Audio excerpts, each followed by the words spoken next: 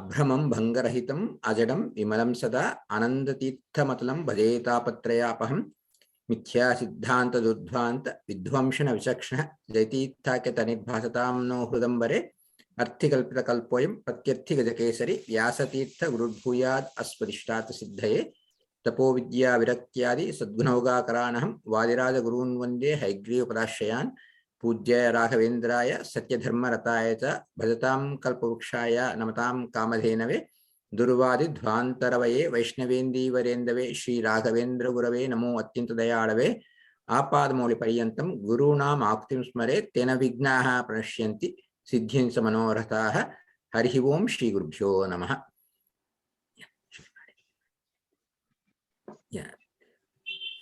So ಎಲ್ಲರಿಗೆ ನಮಸ್ಕಾರ. ಶ್ರೀ ಕೃಷ್ಣಾಯ ನಮಃ. ಹರಿಸರ್ವೋತ್ತಮ ವಾಯುಜೀವೋತ್ತಮ. We are very happy ಇವತ್ತು ನಮ್ಮ ಸೆಕೆಂಡ್ ನಮ್ಮ HSvj foundation second live interactive session ಇವತ್ತು ಸ್ಟಾರ್ಟ್ ಮಾಡಬೇಕು ಅಂತ ನಿಶ್ಚಯಿಸಿ ಇವತ್ತು ಎಲ್ಲರ ದೇವರ ಅನುಗ್ರಹ ಮತ್ತು ಹರಿವಾಯು ಗುರುಗಳ ಅನುಗ್ರಹದಿಂದ we are going to have our second live interactive session today, and we are very happy to welcome all the distinguished scholars and ನಮ್ಮ ಈ ಒಂದು ಇದರನ್ನ ಲೈವ್ ಇಂಟರಾಕ್ಟಿವ್ ಸೆಷನ್ ಆಗಿ ಚೆನ್ನಾಗಿ ಒಂದು ಮಾರ್ಗದರ್ಶನ ಮಾಡಿಸಿಕೊಡಿಸ್ಬೇಕು ಅಂತ. And we welcome the speakers Srinivasan Pranesh and Shri Seshagiri, and ಅವರು ತಮ್ಮ ಒಂದು ಇದನ್ನ ಅಭಿಪ್ರಾಯಗಳನ್ನ ಮುಂದೆ ಇಡಬಹುದು. And I hand over the mic to ಕೇಶವರ uncle to lead this session. Hari Om Shri ಗುರುಭ್ಯೋ ನಮಃ. ಇವತ್ತು ನಾವು ಎರಡು ಸಾರಿ I think we want to conduct this in English, right? English and Kannada. Okay, so we are conducting two topics sessions today. One, the first topic is by Srinivasan Pranesh.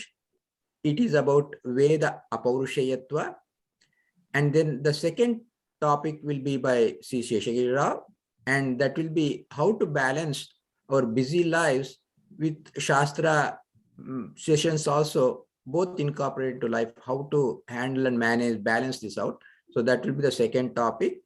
And the way it will be done is the speaker will present the topic initially, and then after that our scholars here, C.G.P. Nagarachar and Sumanachar, they will also give their opinions, and then I'll also give general opinion. It's just to enhance the session.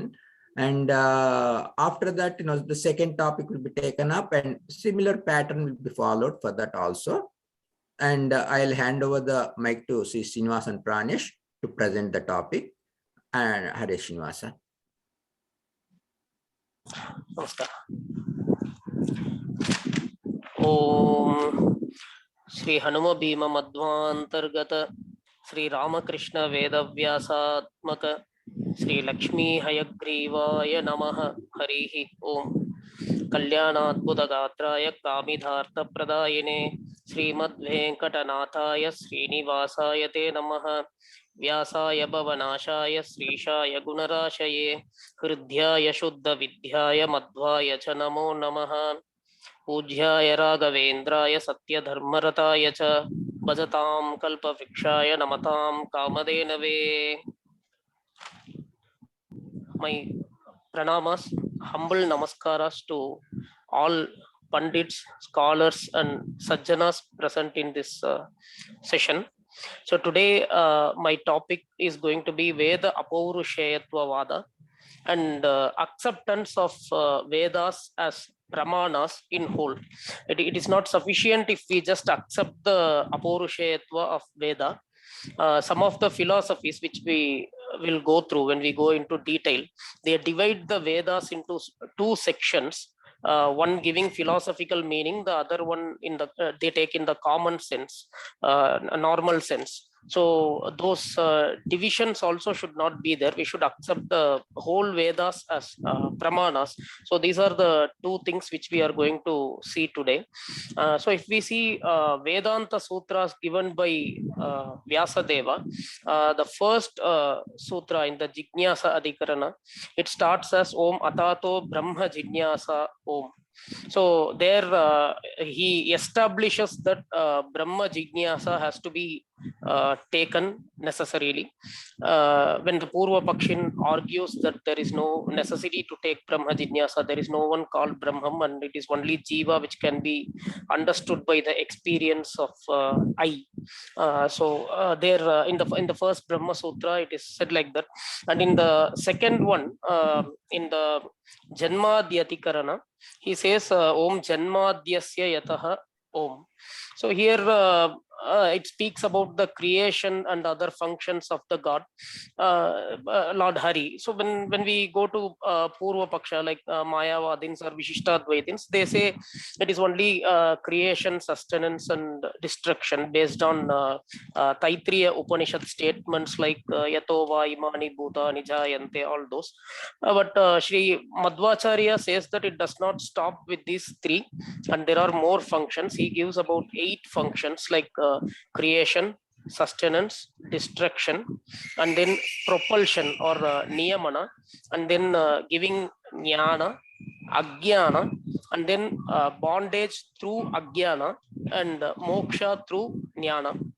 So for that he quotes from Skanda Purana, which says which gives all these 8 functions, and we can also give pramanas from Upanishads. So from Skanda Purana, it is said that Utpatti Sthiti Samhara Niyatir Jnanama Vritti Bandha Moksha Ucha Purushat Yasmatsa Harire Karat. So some pramanas are quoted in favor of that. Then comes the third sutra in the Shastra Yonitva Adhikarana. So there Vyasadeva says Om Shastra Yonitvat Om. So this means Shastras are the only way, only means to understand God. So initially they speak about Brahma Jignasa, then in the next sutra the Lakshanas or functions of Brahman are given. And in the third sutra it is said that this Brahman, his attributes, his functions, all those can be understood via Shastras, because this God or Lord Hari is beyond our sense perception. So even in Upanishads like Talavakara Upanishad, which belongs to Samaveda, we see that it is said there the eyes does not go, and speech does not go, mind does not go. All those statements we can see in the Upanishads, and it is also in the same Upanishad it is said that he who is not expressed by speech but by whom the speech is uttered, so he is Brahman. He who cannot be seen but by whom the eyes see, he is Brahman. He who cannot be grasped by mind but because of whom the mind functions, he is Brahman. And it is also said that even Pranadeva functions because of this Brahman, all those. So it is made very clear in the Vedas and Upanishads that God is beyond our sense perception. So we cannot grasp him through our normal senses. So Shastras are the only means to know God. One may debate that we speak about the Pratyaksha Darshana, Aparoksha Darshana, Atma Shakshadkara, all those. That is a Pratyaksha Anubhava. Yes, of course, Pratyaksha Anubhava has a great value, but that perception should be defectless perception. And also when we have this when we have this Atma Shakshadkara, we see that different persons have different kind of Aparoksha Darshana. For example, these Manushyottamas, they see God as just lighting, and then some Devatas, lower Devatas, they see him as sun's orb, and then Devatas like Rudra, Garuda, they see him as a reflection, and Rujuganas like Chaturmukha Brahma, Vayu, they all see him clearly with the limbs. So there is Taratamya, there is a difference in this perception as well. So this Pratyaksha also we are not going to have from day one, actually. Like we have to highly depend on the Shastras to know about the attributes of the Lord, about his Swarupa, his functions, all that. And when we have done enough sadhana, then we have this perception, and pure inferences cannot work. Like say for example, I had a debate with one of my friends who said the whole creation comes by nature, actually by prakriti. So I debated with him that the whole creation needs a creator. Without a creator, this cannot come on its own. So that proves God. But he didn't agree. Even some philosophies like Samkhya, they say that Prakriti evolves herself into Shrishti. In one of the branches of Samkhya, as per the Samkhya Karika of Ishvara Krishna, there is no God, concept of God. So it's only Prakriti and Purusha. So the Prakriti creates on its own. She evolves on her own. And when the Prakriti associates with this Purusha and gives experience to this Purusha, as long as the Purusha takes the experience she gives, at some stage the Purusha thinks it is enough having the experience. The Prakriti also thinks it is enough giving him the experience, and the Prakriti disassociates from him, which is called moksha. So in fact, Samkhya believes in Veda, but still they have some theories like this. So pure inferences cannot work out in the matters of God, because one who go beyond the logics, one who is doing inference, can infer in any way he needs. So Shastras are the only means, especially in the matters of understanding God and all the dharma, adharma that we follow. And as per Madhva Siddhanta, these Shastras are the four Vedas, Pancharatras, Mula Ramayana, Mula Mahabharata, and anything, the Puranas or Manu Smriti or anything that is not in conflict with the above said things. So those are classified as Shastras. And Vedas are the foremost among the Shastras, which are unauthored, because if we take it as man-made, then that should definitely have some defects, right? Like, because men are biased, so they write something with defects based on their biases. So we need some scriptures to depend upon, which is unauthored and which can deliver the attributes of God to us without any kind of bias.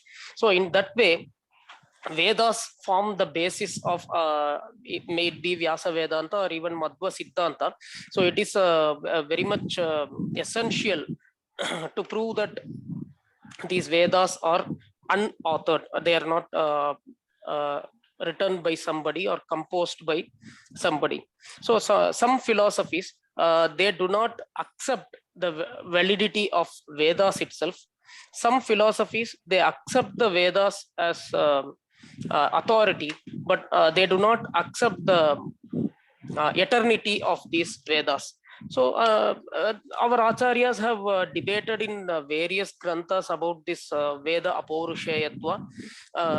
For example, in Vishnu Tattva Vinirnaya, Sri Madhvacharya himself have debated, and in works like Tarka Tandava, Sri Vyasaraja Tirtha, he has debated in favor of the Veda Apaurushayatva very extensively. And in Yukti Mallika also, Sri Vadiraja Tirtha have debated on this Veda Apaurushayatva. He starts with this Veda Apaurushayatva in the Guna Saurabha. So I am going to present today's topic based on this Yukti Mallika. Even in Bhagavad Gita 16th Adhyaya, Krishna himself says, Tasmat Shastram Pramanam Te Karyam Akarya Vyavastitau Nyatva Shastra Vidhana Uktam Karma Kartum Miha Arhasi.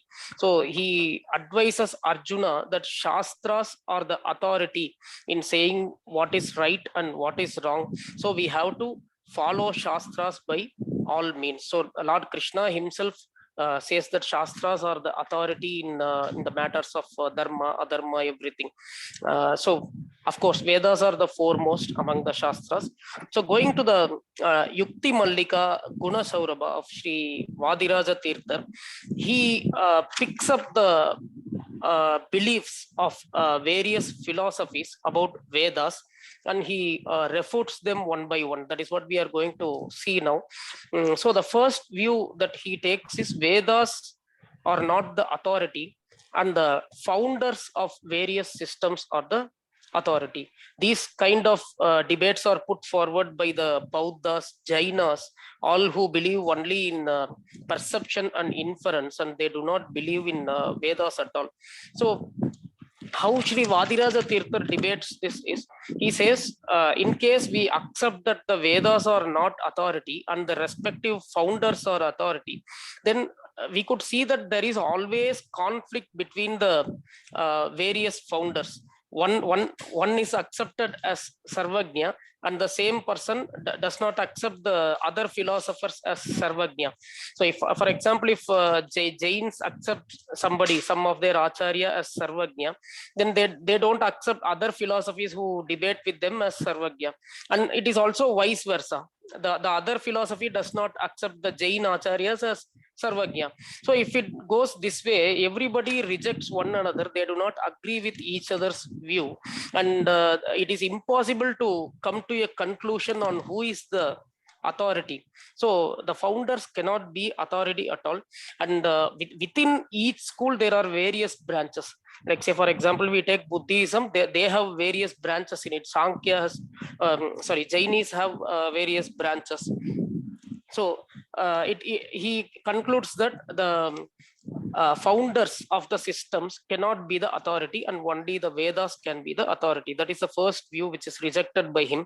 And the second view is neither Vedas nor the founders, but the reasons are the authority. These are given by the Tarkikas, who go purely by the syllogical reasoning. Actually, just they go behind the reasoning.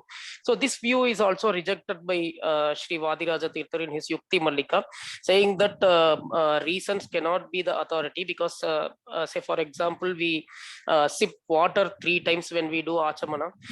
So at that time, reasons can very well say that why should we do it 3 times? It is fine. It is enough to do it 1 time.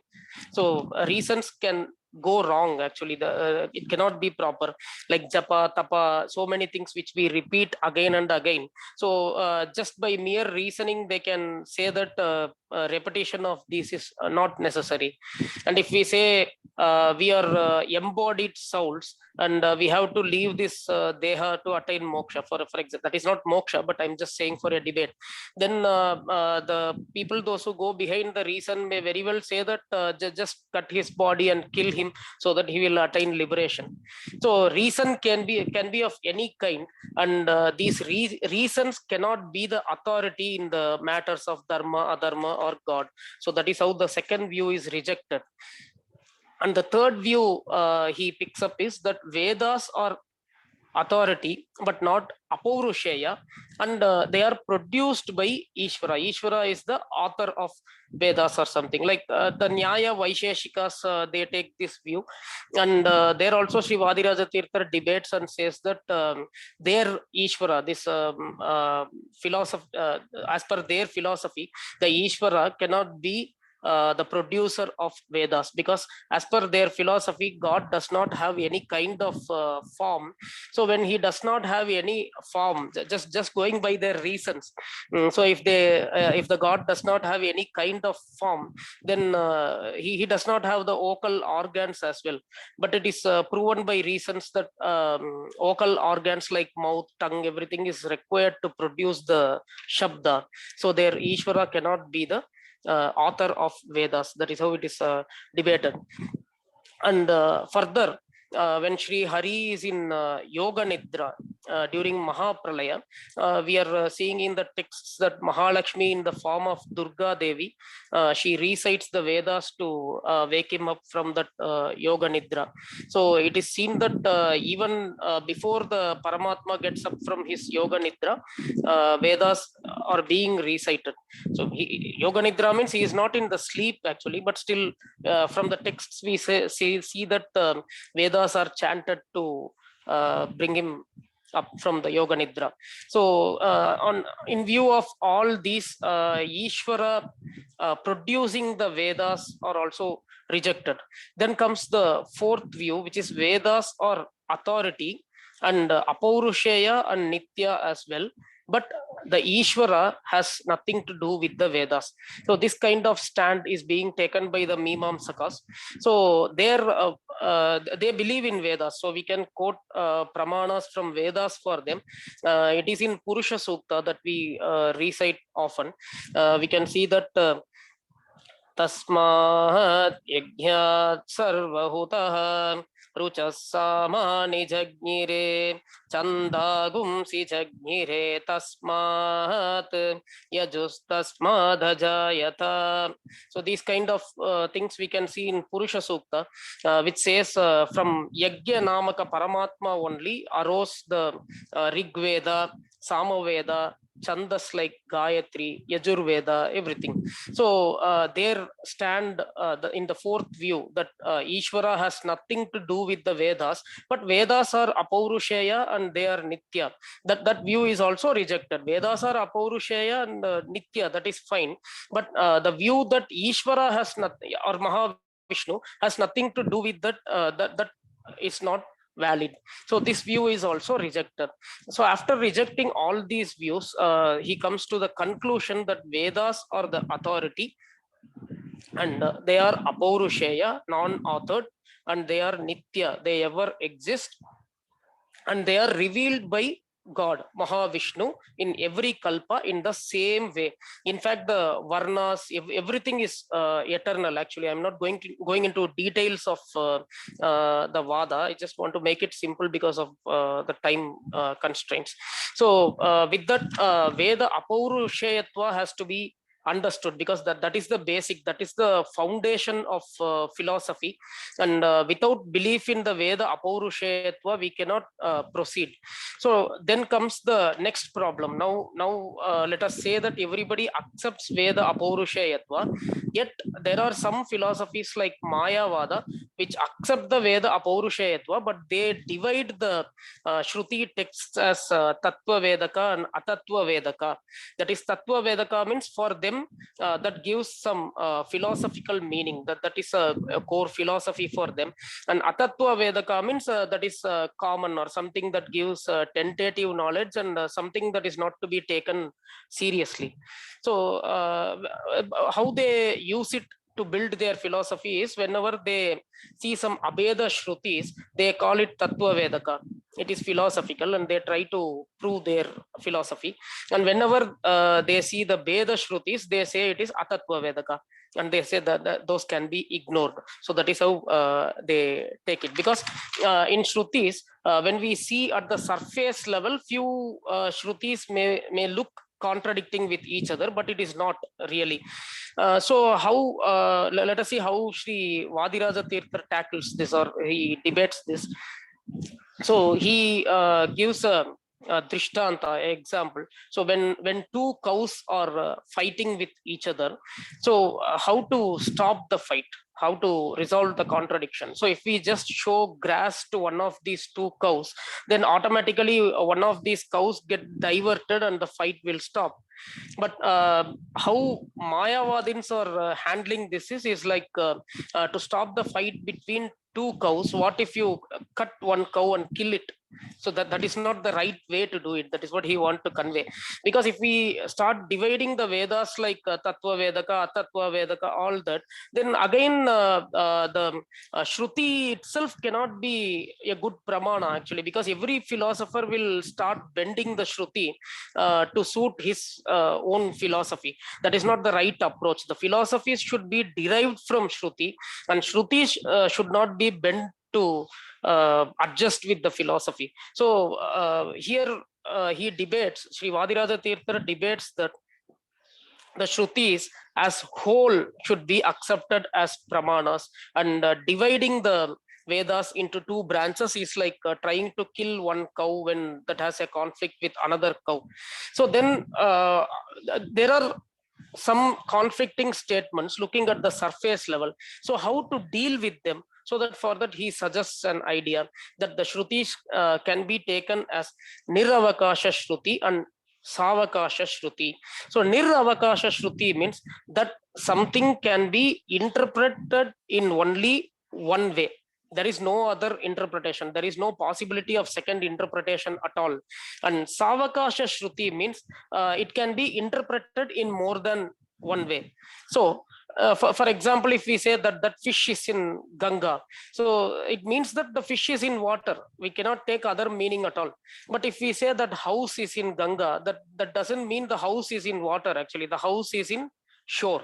So that can be interpreted in other ways. So likewise, he says we can divide it as Niravakasha and Shavakasha. We can split it in that way.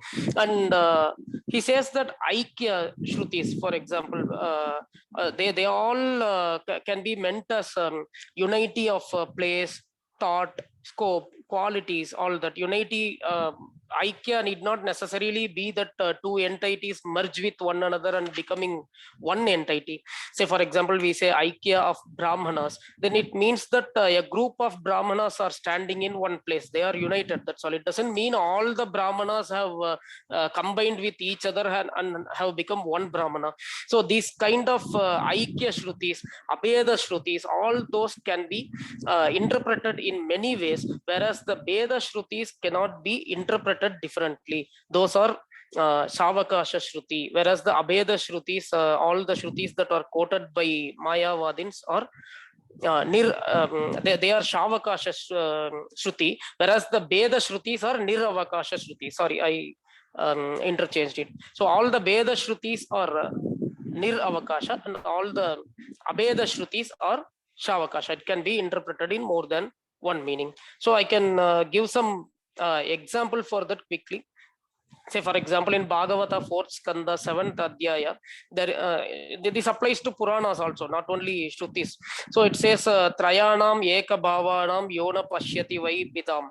So here Mahavishnu says to Daksha Prajapati this one. So how the Mayavadins interpret is that Trayanam Eka Bhavanam means they say that Brahma, Vishnu, Shiva all are one, all are equal. That represents the Abheda between them. But that can be understood in a different sense also, like they don't have difference of opinion. All these three don't have difference of opinion. So it is Trayanam Eka Bhavanam. Because in other texts in the same Bhagavata, it is proven that Vishnu is superior to Brahma and Rudra. I'm not going into details of that. And in Shrutis like Ambrini Sukta, Lakshmi herself says that she can make anybody as Brahma or Shiva, whoever she thinks. And her lord is Mahavishnu, who is lying on the oceans.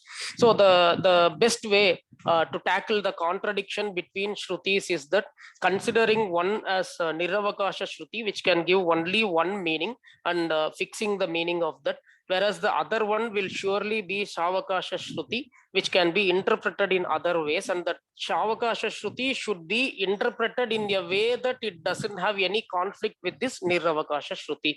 Thereby we can accept the whole Vedas as Pramanas. Otherwise, dividing the Vedas like how the Mayavadins do will only cause more trouble, cutting the Shruti Pramana at its root. So thus I have briefed lightly on the Veda Apaurushayatva Vada and acceptance of Vedas as whole, as Pramanas. And this is a vast subject, and it leads more discussions. So I could say that I have just touched it. So when we go into works like Tarka Tandava, all that, we can see more interesting debates. So thank you for giving me this opportunity to talk on this topic. Sarvam Shri Srinivasa Arpanamastu. Thank you Srinivasan Pranesh. And G P. Nagaraj ಅವರೇ, ನೀವು ನಿಮ್ಮ ಅಭಿಪ್ರಾಯಗಳನ್ನು ತಿಳಿಸಬಹುದು.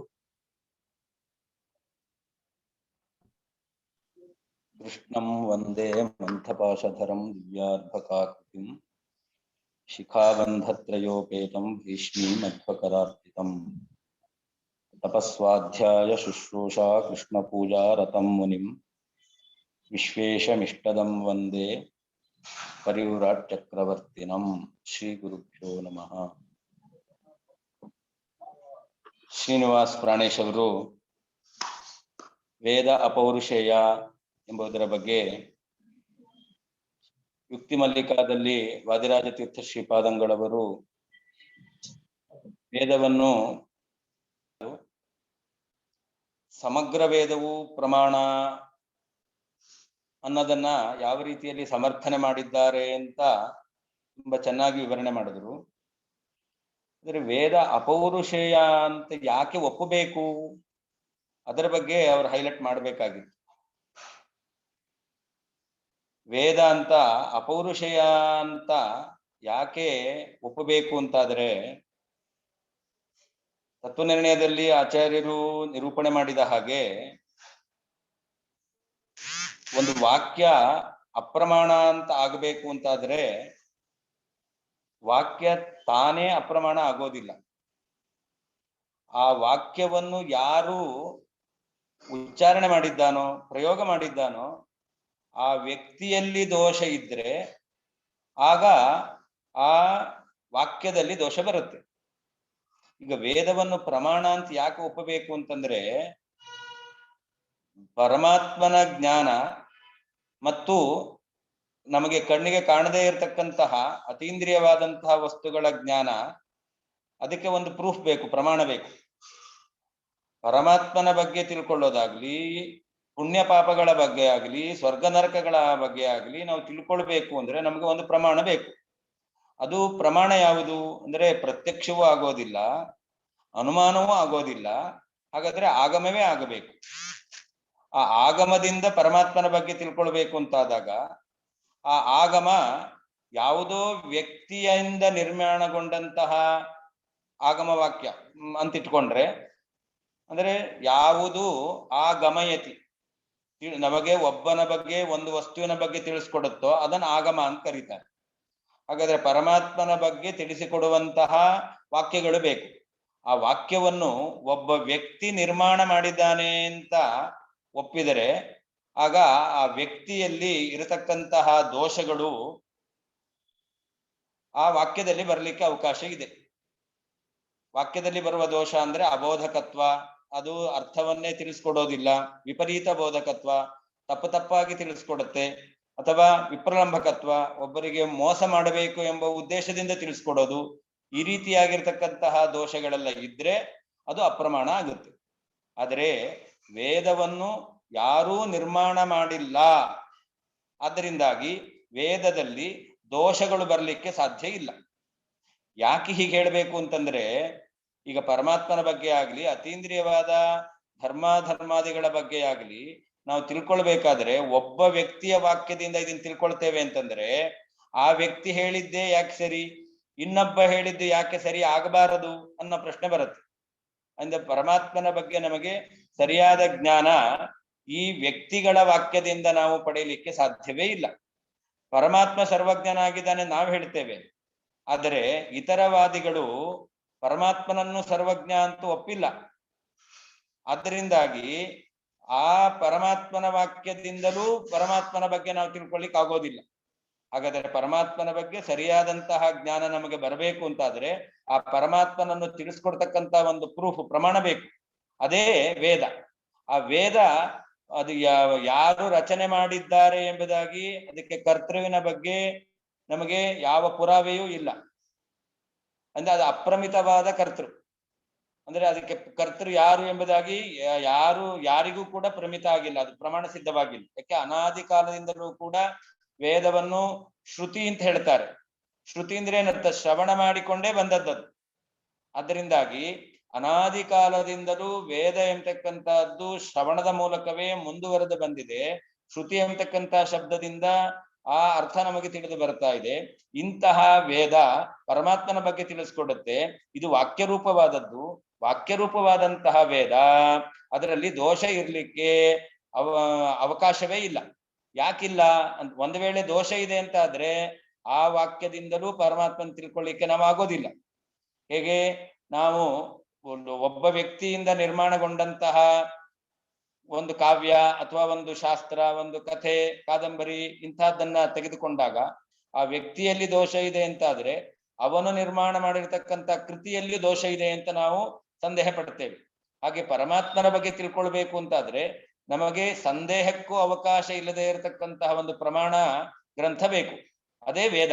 ಆದ್ರೆ ಆ ವೇದವನ್ನು ಅಪೌರುಷೇಯ ಅಂತ ಹೇಳ್ಬೇಕು. ಯಾಕೆ ಅಂತಂದ್ರೆ ಅದರಲ್ಲಿ ಯಾವ ವಿಧವಾಗಿರ್ತಕ್ಕಂತಹ ದೋಷವೂ ಇಲ್ಲ ಅನ್ನೋದನ್ನ ನಾವು ಮನದಟ್ಟು ಮಾಡ್ಕೊಳ್ಬೇಕು ಅಂತಾದ್ರೆ ಅವಾಗ ಅಪೌರುಷೇಯ ಅಂತ ಹೇಳಲೇಬೇಕು. ಹೀಗೆ ವೇದಕ್ಕೆ ಪ್ರಾಮಾಣ್ಯವನ್ನು ನಾವು ಒಪ್ಪಲೇಬೇಕು, ಎಲ್ಲರೂ ಒಪ್ಪಲೇಬೇಕು. ಅದು ಅಪೌರುಷೇಯವಾಗಿದೆ. ಅಪ್ರಾಮಾಣ್ಯಕ್ಕೆ ಕಾರಣವಾಗಿರ್ತಕ್ಕಂತಹ ತಪ್ಪಾಗಿ ತಿಳಿಸ್ಕೊಡ್ತಾ ಇದೆ ಅಥವಾ ಇನ್ನೊಬ್ಬರಿಗೆ ಮೋಸ ಮಾಡ್ಲಿಕ್ಕೋಸ್ಕರ ತಿಳಿಸ್ತಾ ಇದೆ, ಇಂತಹ ಯಾವ ದೋಷಗಳು ಕೂಡ ವೇದದಲ್ಲಿ ಇಲ್ಲ. ಆದ್ರಿಂದಾಗಿ ವೇದವನ್ನು ಅಪೌರುಷೇಯ ಎಂಬುದಾಗಿ ಒಪ್ಪಬೇಕು ಅಂತ ಇದು ಆಚಾರ್ಯರು ಟೀಕಾಕೃತ್ಪಾದರು ತಮ್ಮ ಕೃತಿಗಳಲ್ಲಿ ತಿಳಿಸಿಕೊಟ್ಟಿದ್ದಾರೆ. ಅಂದ್ರೆ ವೇದವನ್ನು ಅಪೌರುಷೇಯ ಅಂತ ನಾವು ಒಪ್ಪೋದು ವೇದವನ್ನು ಮುಖ್ಯ ಪ್ರಮಾಣ ಅಂತ ತಿಳ್ಕೊಳ್ಬೇಕು. ಆ ಮುಖ್ಯ ಪ್ರಾಮಾಣ್ಯ ವೇದಕ್ಕೆ ಬರಬೇಕು ಅಂತಾದ್ರೆ ಅಪೌರುಷೇಯ ಅಂತ ಒಪ್ಪಲೇಬೇಕು ಅಂತ ಶಾಸ್ತ್ರದ ನಿರೂಪಣೆ ಮಾಡಿದ್ದಾರೆ. ಉಳಿದ ವಿಚಾರವನ್ನು ಶ್ರೀನಿವಾಸ್ ಪ್ರಾಣೇಶ್ ಅವರು ಬಹಳ ಚೆನ್ನಾಗಿ ಹೇಳಿದ್ದಾರೆ ಅಂತ ಅಭಿನಂದಿಸ್ತಾ ನನ್ನ ಮಾತು ಮುಗಿಸ್ತೇನೆ. ಶ್ರೀಕೃಷ್ಣಾರ್ಪಣವಸ್ತು. ಧನ್ಯವಾದಗಳು Acharya. Next over to Keshava uncle and Sumanacharya. ಯಾರು ಬೇಕಾದ್ರೆ ನೋಡಿಸ್ಬಹುದು. ಹರೇ ಶ್ರೀನಿವಾಸ, ಸುಮನಾಚಾರ್ಯರು ಹೇಳಿ, ಆಮೇಲೆ ನಾನು ಹೇಳ್ತೀನಿ. Hare Srinivasa. Over to Sumanacharya please.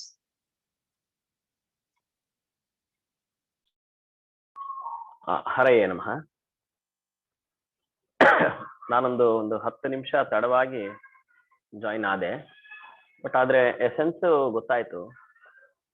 ಬಹಳ ಚೆನ್ನಾಗಿ ಯುಕ್ತಿ ಮಲಿಕ ಗ್ರಂಥದಲ್ಲಿ ಹೇಳಿರುವಂತ ವಿಚಾರಗಳನ್ನ ವಾದರಾಜರು ಹೇಗೆ ವೇದಾಪೌರುಷೇಯತ್ವವನ್ನ ಅವಶ್ಯವಾಗಿ ನಾವು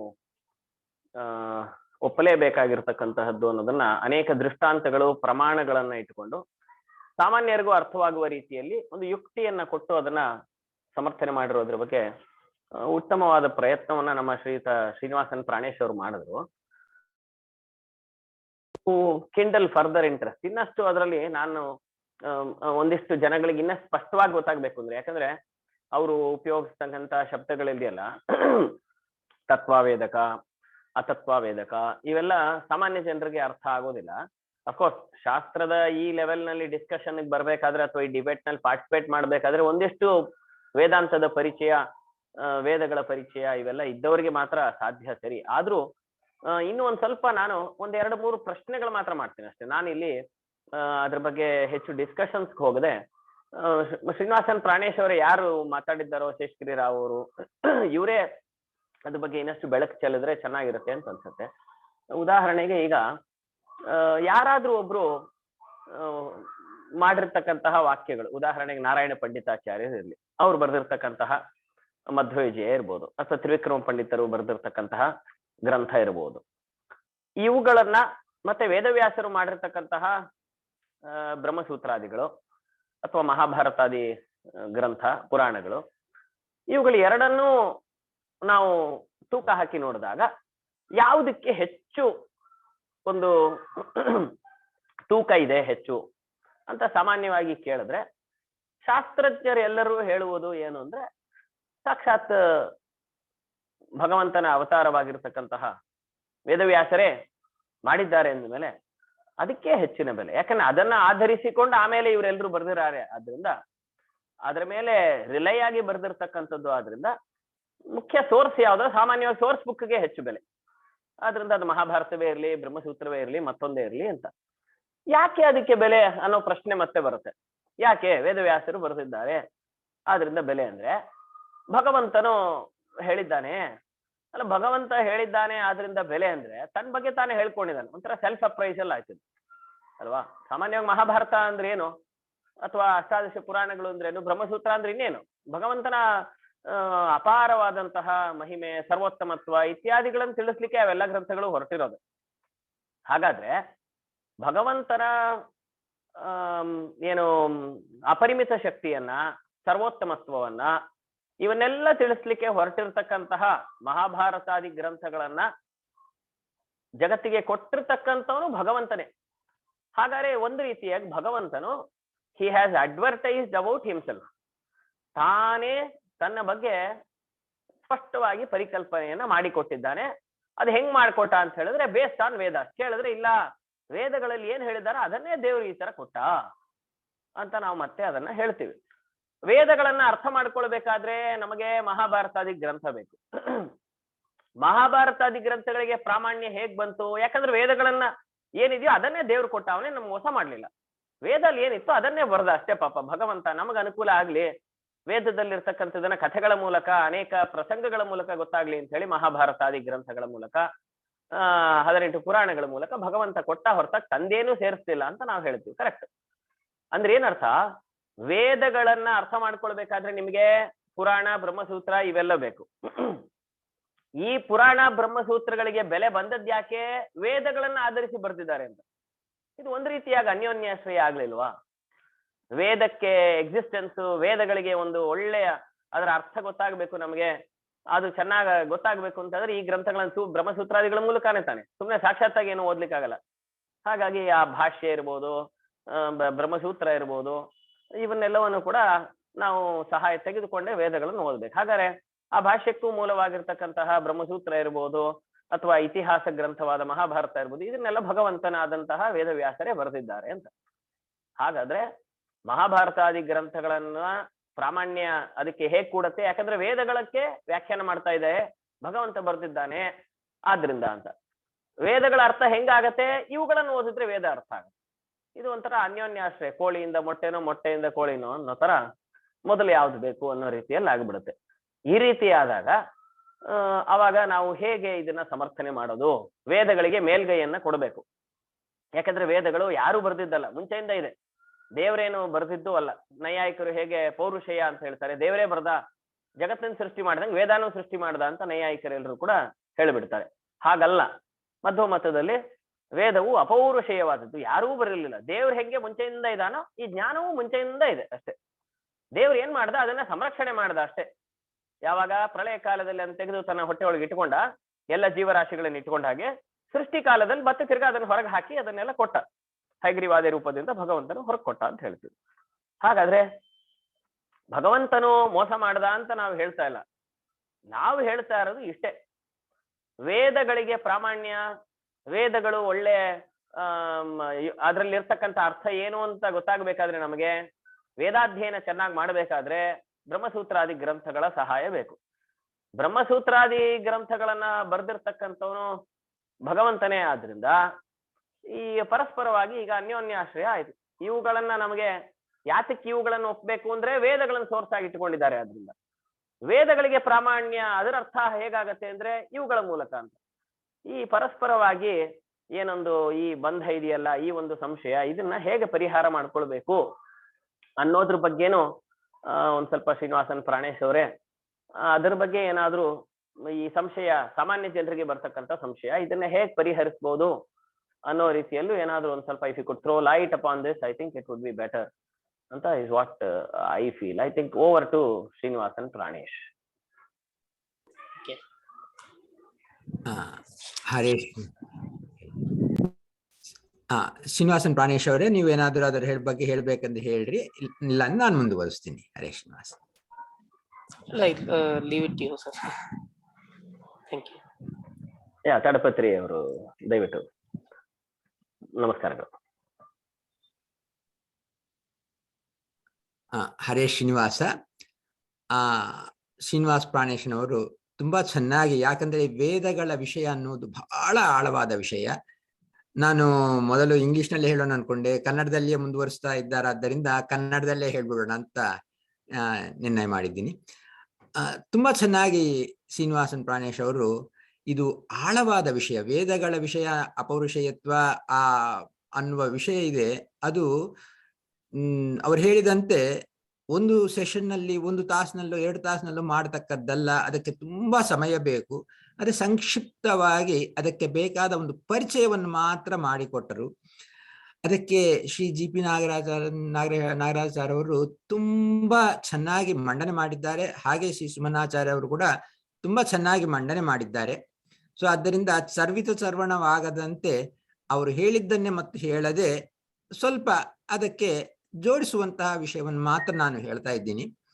ಏನಂತ ಹೇಳಿದರೆ, ನೋಡ್ರಿ, ಈ ವೇದಗಳು ಅಪೌರುಷೇಯತ್ವ ಅನ್ನುವ ವಿಷಯ ಬಂದಾಗ ನಮಗೆ ಬರುವ ಒಂದು ಸಂದೇಹ ಬೀಜ ಏನು ಅಂತ ಹೇಳಿದರೆ, ಈ ವೇದಗಳು ಅಪೌರುಷೇಯ ಆಗಬೇಕು ಅಂತ ಹೇಳಿದರೆ ನಮ್ಮ ಅನುಭವದಲ್ಲಿ ಯಾವುದೇ ಒಂದು ವಾಕ್ಯ ನಿರ್ಮಾಣ ಆಗಬೇಕು ಅಂತ ಹೇಳಿದರೆ ಆ ವಾಕ್ಯ ನಿರ್ಮಾಣ ಮಾಡಿದ ವ್ಯಕ್ತಿ ಒಬ್ಬನೇ ಇರಬೇಕು. ಯಾಕಂದ್ರೆ ವಾಕ್ಯ ನಿರ್ಮಾಣ ಆಗಬೇಕು.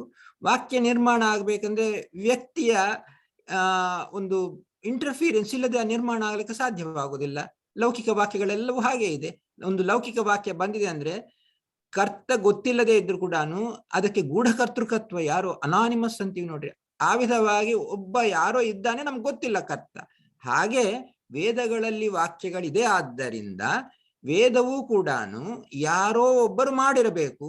ಭಗವಂತ ಅಂದ್ರೆ ಭಗವಂತ ಹೇಳ್ರಿ, ಇಲ್ಲ ಇನ್ನೊಬ್ಬರಂತ ಹೇಳ್ರಿ, ಇಲ್ಲ ಕರ್ತ ಗೊತ್ತಿಲ್ಲ, ಅಜ್ಞಾತ ಕರ್ತೃತ್ವ ಹೇಳಬಹುದೇ ಹೊರತು ಕರ್ತನೇ ಇಲ್ಲ ಅಂತ ಹೇಗೆ ಹೇಳ್ತೀರ? ವಾಕ್ಯ ಇದೆ ಅಂತ ಹೇಳಿ, ವಾಕ್ಯ ನಿರ್ಮಾಣ ಇದೆ ಅಂತ ಹೇಳಿದ್ರೆ ವೇದ ವಾಕ್ಯವು ಕೂಡ ಯಾರೋ ಒಬ್ರು ಮಾಡಲೇ ಇರಬೇಕು ಅಂತ ವಾದವನ್ನು ಮುಂದಿಡ್ತಾರೆ. ಅದಕ್ಕೆ ನಮ್ಮ ಸಿದ್ಧಾಂತದಲ್ಲಿ ಇಲ್ಲ, ಹಾಗೆ ಬೇಕಾಗಿಲ್ಲ. ಯಾಕೆ ಅಂತ ಹೇಳಿದ್ರೆ, ಹಾಗೆ ಯಾರೋ ಒಬ್ರು ಕರ್ತ ಇದ್ದಾರೆ ಅಂತ ಹೇಳಿದರೆ ಅದಕ್ಕೆ ಪರಂಪರೆ ಇಲ್ಲಕ್ಕೆ ಪರಂಪರೆ ಬರಬೇಕು. ಯಾರೊಬ್ಬ ಮಾಡಿದ ಕರ್ತ, ಆಮೇಲೆ ಪರಂಪರೆ ಶುರು ಆಗತ್ತೆ. ಆದ್ದರಿಂದ ಈ ಪರಂಪರೆ ಅಂದ್ರೆ ಅನಾದಿ ಪರಂಪರೆ ಇದೆ. ಯಾರು ಒಬ್ಬರಿಗೊಬ್ಬರು ವೇದ ಹೇಳ್ತಾ, ಒಬ್ಬ ಅಧ್ಯಾತೃ ಅಧ್ಯಾಪಕ ಪರಂಪರೆಯನ್ನು ನೋಡಿದಾಗ ಪ್ರತಿಯೊಬ್ಬರು ವೇದ ಯಾರಿದ್ದಾರೆ, ನಮ್ಗೊಬ್ಬರು ಯಾರೋ ಹೇಳಿದ್ದಾರೆ, ಅದಕ್ಕೆ ಮುಂಚೆ ಯಾರೋ ಹೇಳಿದ್ದಾರೆ, ಹೀಗೆ ಹೋಗ್ತಾ ಇದ್ದರೆ ಯಾರೂ ಇಲ್ಲ. ಭಗವಂತನಲ್ಲಿ ಹೋಗೋಣ ಅಂತ ಭಗವಂತನೇ ವೇದವ್ಯಾಸರು ಹೇಳಿದ್ದಾರೆ. ಅವರು ಹೇಳುವಾಗ ತಾನು ವೇದಗಳನ್ನು ಮಾಡಲಿಲ್ಲ, ವೇದ ವೇದ್ಯನಾಗಿದ್ದೀನಿ ಹೊರತು ವೇದಗಳನ್ನು ಮಾಡಲಿಲ್ಲ ಅಂತ ಭಗವಂತನ ಗೀತೆಯಲ್ಲಿ ಹೇಳ್ಕೊಂಡ. ಆದ್ದರಿಂದ ವೇದಗಳಿಗೆ ಆ ಅನಾದಿ ಪರಂಪರೆ ಇದೆ ಅಂತ ಹೇಳ್ತೀವಿ. ಆವಾಗ ಇನ್ನೊಂದು ಆಕ್ಷೇಪ ತಗೊಂಡು ಬರ್ತಾರೆ. ಅನಾದಿ ಪರಂಪರೆ ಇದೆ ಅಂತ ಹೇಳಿದರೆ ನೀವು ಹೇಗೆ ವೇದಗಳಿಗೆ ಮಂತ್ರದ್ರಷ್ಟ ಅಂತ ಹೇಳ್ತೀರ? ಮಂತ್ರದ್ರಷ್ಟ ಇದ್ದಾನೆ ಅಂತ ಹೇಳಿದರೆ ಪರಂಪರೆಗೆ ಬ್ರೇಕ್ ಬಂತು. ಯಾಕಂದ್ರೆ ಮಂತ್ರದ್ರಷ್ಟ ಮಂತ್ರವನ್ನು ನೋಡ್ಲಿಕ್ಕೆ ಮುಂಚೆ ಇದ್ದಿಲ್ಲ. ಅದು ಮಂತ್ರದ್ರಷ್ಟ ನೋಡಿದ ವಶಿಷ್ಠರಿರಲಿ ಇನ್ನೊಬ್ಬರಿರಲಿ, ಅವ್ರು ಮಂತ್ರದ್ರಷ್ಟರ ಆದರು ಅಂದ್ರೆ ಅವರು ಅದಕ್ಕೆ ಮುಂಚೆ ಅವರಿಗೆ ಗುರುಗಳು ಹೇಳಲಿಲ್ಲ, ಅವರು ಮಂತ್ರದ್ರಷ್ಟರ ಆದರು. ಅಂದ್ರೆ ಪರಂಪರೆಗೆ ಒಂದು ವಿಚ್ಛೇದ ಬಂತು, ಪರಂಪರೆಗೆ ವಿಚ್ಛೇದ ಬಂತು. ಆದ್ದರಿಂದ ನೀವು ಮಂತ್ರದ್ರಷ್ಟ ಇದ್ದಾರೆ ಅಂತ ಹೇಳಿದರೆ ಆವಾಗ ಅನಾದಿ ಪರಂಪರೆಗೆ ಭಂಗ ಬಂತು. ಆದ್ದರಿಂದ ಅನಾದಿ ಪರಂಪರೆಯನ್ನು ನೀವು ವಾದ ಮುಂದೆ ಇಟ್ಟು ನೀವು ವೇದ ಅಪೌರುಷೇಯತ್ವ ಹೇಳಕ್ಕೆ ಆಗೋದಿಲ್ಲ ಅಂತ ಹೇಳ್ತಾರೆ. ಆವಾಗ ಅದಕ್ಕೆ ಸಮಾಧಾನವಾಗಿ, ಇಲ್ಲ, ಆ ಮಂತ್ರದ್ರಷ್ಟ ಆದವರು ಇಲ್ಲಿ ಆ ವೇದ ಪರಂಪರೆಗೆ ವಿಚ್ಛೇದ ಬಂದಿರಬಹುದೇ ಹೊರತು ನಮಗೆ ಈಗ ಪರಮಾತ್ಮ ವೇದಗಳನ್ನು ಮೊದಲು ಬ್ರಹ್ಮದೇವರಿಗೆ ಉಪದೇಶ ಮಾಡಿದರು ಅಂತ ಹೇಳ್ತಾರೆ. ಆದ್ದರಿಂದ ಆ ಪರಮಾತ್ಮ ಬ್ರಹ್ಮದೇವರಿಗೆ ಉಪದೇಶ ಮಾಡಿದಾಗ ಅವರು ಅದನ್ನು ಆ ಪರಂಪರೆಯನ್ನು ಮುಂದುವರಿಸ್ತಾ ಬಂದರು, ಅಲ್ಲಿ ವಿಚ್ಛೇದ ಬಂದಿಲ್ಲ. ಇಲ್ಲಿ ಮಾತ್ರ ಅಂದ್ರೆ ವಶಿಷ್ಠರು ಎಲ್ಲಿ ಯಾರು ಮಂತ್ರದ್ರಷ್ಟ ಇದ್ದಾರೋ ಅಲ್ಲಿ ಮಾತ್ರ ನಮಗೆ ಪರಂಪರೆ ವಿಚ್ಛೇದ ಕಾಣುತ್ತೆ ಹೊರತು ದೇವತೆಗಳಲ್ಲಿ ಆ ಪರಂಪರೆ ವಿಚ್ಛೇದ ಇಲ್ಲದೆ ಅದನ್ನು ಮುಂದುವರಿಸ್ತಾ ಇದ್ದಾರೆ. ಆದ್ದರಿಂದ ಪರಂಪರಾ ವಿಚ್ಛೇದ ಅನ್ನುವುದು ಏಕದೇಶದಲ್ಲಿ ಇರಬಹುದೇ ಹೊರತು ಎಲ್ಲ ದೇಶದಲ್ಲಿ ಇರಬೇಕಾಗಿದ್ದಿಲ್ಲ. ಆದ್ದರಿಂದ ಅನಾದಿ ಪರಂಪರೆ ಅನ್ನೋದು ನಿಶ್ಚಯವಾಗಿ ಬಿಡುತ್ತೆ. ಆದ್ದರಿಂದ ಅದು ಆಗೋದಿಲ್ಲ, ವೇದಕ್ಕೆ ಅಪೌರುಷೇಯತ್ವನ್ನೇ ಒಪ್ಪಬೇಕು ಅಂತ ಹೇಳಿ ಈಗ ವಾಕ್ಯ ನಿರ್ಮಾಣ ಬೇಕಾಗಿಲ್ಲ. ಯಾಕಂದ್ರೆ ಆ ವಾಕ್ಯ ನಿರ್ಮಾಣ ಕೂಡ ಅನಾದಿಯಾಗಿರಬಹುದು ಅನ್ನುವ ವಾದ ಮುಂಚೆ ಹೀಗೆ ಮುಂದುವರಿಸ್ತಾ ಹೋಗ್ತಾರೆ. ಆಮೇಲೆ ಸುಮನಾಚಾರ್ಯವರು ಒಂದು ಆಕ್ಷೇಪ ತಗೊಂಡು ಬಂದ್ರು. ಇದು ಬಹಳ ಸುಂದರವಾದ, ನಾವು ಎಲ್ಲ ಇತಿಹಾಸ ಪುರಾಣಾಭ್ಯಾಂ ವೇದಂ ಸಮುಪಬ್ರಹ್ಮೇತ್ ಅಂತ ಹೇಳಿ ಇತಿಹಾಸ ಪುರಾಣಗಳಿಂದ ವೇದಗಳನ್ನು ನಾವು ಅರ್ಥೈಸಬೇಕು. ವೇದಗಳಿಗೆ ಪ್ರಾಮಾಣ್ಯ ಇದೆ, ಆದ್ದರಿಂದ ಇತಿಹಾಸ ಪುರಾಣಗಳಿಗೆ ಪ್ರಾಮಾಣ್ಯ ಬಂತು. ಆದ್ದರಿಂದ ಇದು ಅನ್ಯೋನ್ಯಾಶ್ರಯ ಬಂತಲ್ಲವಾ ಅಂತೇಳಿ. ಇಲ್ಲಿ ವಿಶೇಷ ಏನಂತ ಹೇಳಿದರೆ, ಒಂದೇ ಲಕ್ಷಣದಲ್ಲಿ ಈಗ ಯಾರೋ ಒಬ್ರು ಇದಕ್ಕೆ ಈ ಲಕ್ಷಣದಿಂದ ಎಗೆ ಬಿ ಬೇಕಾಗಿದೆ, ಅದೇ ಲಕ್ಷಣದಿಂದ ಬಿಗೆ ಎ ಬೇಕಾಗಿದೆ ಅಂದ್ರೆ ಮಾತ್ರ ಅನ್ಯೋನ್ಯಾಶ್ರಯ ಆಗುತ್ತೆ ಹೊರತು, ಅಂದ್ರೆ ವೇದಗಳಿಗೆ ಪ್ರಾಮಾಣ್ಯತೆ ಬರಬೇಕಂದ್ರೆ ಇತಿಹಾಸ ಪುರಾಣಗಳಿಂದ ಪ್ರಾಮಾಣ್ಯತೆ ಬಂತು, ಇತಿಹಾಸ ಪುರಾಣಗಳಿಗೆ ವೇದಗಳಿಂದ ಪ್ರಾಮಾಣ್ಯತೆ ಬಂತು ಅಂತ ಹೇಳಿದರೆ ಅನ್ಯೋನ್ಯಾಶ್ರಯ ಆಗತ್ತೆ. ಆದರೆ ಪ್ರಾಮಾಣ್ಯತೆ ಅನ್ನೋದು ಸ್ವತಃ ಪ್ರಾಮಾಣ್ಯ ಇದೆ ವೇದಗಳಿಗೆ. ಆ ವೇದಗಳ ಪ್ರಾಮಾಣ್ಯತೆಗೆ ಇತಿಹಾಸ ಪುರಾಣಗಳು ಬೇಕಾಗಿಲ್ಲ, ಸ್ವತಃ ಪ್ರಾಮಾಣ್ಯ ಇರುವಂಥದ್ದು ವೇದಗಳು. ಆದರೆ ಅದನ್ನು ಅರ್ಥ ಮಾಡಿಕೊಳ್ಳುವುದಕ್ಕೆ ಇತಿಹಾಸ ಪುರಾಣಗಳು ಬೇಕು. ಇತಿಹಾಸ ಪುರಾಣಗಳು ಅರ್ಥ ಮಾಡಿಕೊಳ್ಳಕ್ಕೆ ವೇದಗಳು ಬೇಕು ಅಂತ ಹೇಳಿದ್ರೆ ಅನ್ಯೋನ್ಯಾಶ್ರಯ ಆಗ್ತಾ ಇತ್ತು. ಆದ್ರೆ ಇತಿಹಾಸ ಪುರಾಣಗಳು ಅರ್ಥ ಮಾಡಿಕೊಳ್ಳಕ್ಕೆ ವೇದಗಳು ಬೇಕಾಗಿಲ್ಲ, ವೇದಗಳು ಅರ್ಥ ಮಾಡಿಕೊಳ್ಳಕ್ಕೆ ಇತಿಹಾಸ ಪುರಾಣಗಳು ಬೇಕೇ ಹೊರತು ಇತಿಹಾಸ ಪುರಾಣಗಳು ಅರ್ಥ ಮಾಡಿಕೊಳ್ಳಕ್ಕೆ ವೇದಗಳು ಬೇಕಾಗಿಲ್ಲ. ಆದ್ದರಿಂದ ಇಲ್ಲಿ ಅರ್ಥ ಮಾಡಿಕೊಳ್ಳಬೇಕು ವೇದಗಳನ್ನು ಸರಿಯಾಗಿ ಅಂದರೆ ಇತಿಹಾಸ ಪುರಾಣಗಳು ಬೇಕು. ಇತಿಹಾಸ ಪುರಾಣಗಳಿಗೆ ಪ್ರಾಮಾಣ್ಯತೆ ಬೇಕು ಅಂದ್ರೆ ವೇದಗಳಿಂದಲೇ ಪ್ರಾಮಾಣ್ಯತೆ ಬರುತ್ತೆ. ಆದ್ದರಿಂದ ಪ್ರಾಮಾಣ್ಯತಾ ಅನ್ನುವುದರಲ್ಲಿ ಇಲ್ಲ, ವೇದಗಳಿಗೆ ಸ್ವತಃ ಪ್ರಾಮಾಣ್ಯತೆ ಇದೆ. ಈ ವಿಧವಾಗಿ ನಾವು ಹೇಳುವುದರ ಮೂಲಕವಾಗಿ ಅನ್ಯೋನ್ಯಾಶ್ರಯವನ್ನು ನಾವು ಪರಿಷ್ಕಾರ ಮಾಡಬಹುದು. ಸೊ ಈ ವಿಧವಾಗಿ ಪ್ರತಿಯೊಂದಕ್ಕೂ ಕೂಡ ನಮಗೆ ಆಚಾರ್ಯರ ಸಿದ್ಧಾಂತದಲ್ಲಿ ನಮಗೆ ಬಂದಂತಹ ಗುರು ಪರಂಪರೆಯಲ್ಲಿ ನಮ್ಮ ಗುರುಗಳು ಕೊಟ್ಟಿರುವಂತಹ, ಅಂದ್ರೆ ಈ ಗುರು ಪರಂಪರೆಯಲ್ಲಿ ಎಲ್ಲರೂ ಕೊಟ್ಟಿರುವಂತಹ ವಿಚಾರಗಳನ್ನು ನೋಡಿದಾಗ ನಮಗೆ ಎಲ್ಲ ಸಂದೇಹಗಳು ಕೂಡ ಪರಿಷ್ಕಾರ ಆಗುವ ಅವಕಾಶವಿದೆ ಅನ್ನುವ ಮಾತನ್ನು ಮಾತ್ರ ಹೇಳ್ತಾ ಇಲ್ಲಿಗೆ ನಾನು ಈ ಟಾಪಿಕ್ ಅನ್ನು ವಿರಾಮ ಮಾಡ್ತಾ ಇದ್ದೀನಿ. ಇನ್ನು ಯಾರಾದರೂ ಇದಕ್ಕೆ ಏನಾದರೂ ಜೋಡಿಸ್ಬೇಕಂದ್ರೆ ಜೋಡಿಸಬಹುದು, ಇಲ್ಲ ಅಂದ್ರೆ ನಾವು ನೆಕ್ಸ್ಟ್ ಟಾಪಿಕ್ಗೆ ಹೋಗೋಣ. ಹರೇ ಶ್ರೀನಿವಾಸ. ಧನ್ಯವಾದಗಳು ಅಂಕಲ್.